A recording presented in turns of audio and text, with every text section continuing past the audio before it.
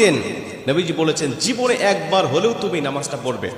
এই হাদিসটি ইবনে মাজাহ শরীফের, তিরমিজি শরীফের এবং আবু দাউদ শরীফের 1297 নম্বর হাদিসের মধ্যে এই হাদিসটা বর্ণনা হয়েছে এই নামাজের কথা। নবীজি তার চাচা আব্বাস রাদিয়াল্লাহু তাআলা আনহুকে ডাক দিয়ে বলছেন, চাচা আমি আপনাকে এমন একটি নামাজের কথা বলছি, এই নামাজটা আপনি প্রতিদিন একবার হলেও আপনি আদায় করবেন। চাচা যদি প্রতিদিন সম্ভব না হয় অন্তত সপ্তাহে একবার হলেও আপনি নামাজটা পড়বেন। যদি সপ্তাহে সম্ভব না হয় তাহলে আপনি মাসে অন্তত একবার এই নামাজটা আদায় করবেন। চাচা যদি মাসেও আপনার পক্ষে কষ্টকর হয়ে যায় বছরে একবার পড়বেন, যদি বছরেও না পারেন জীবদ্দশায় অন্তত একবার হলেও নামাজটা পড়বেন।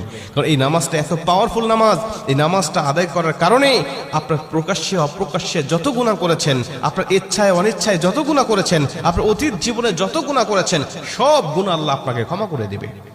চাচা এই নামাজটার নিয়মটা একটু ব্যতিক্রম। এই নামাজটাকে বলা হয় সালাতুত তাসবিহ। এই নামাজের মধ্যে অতিরিক্ত কিছু তাসবিহ পাঠ করতে হয়। সুবহানাল্লাহ।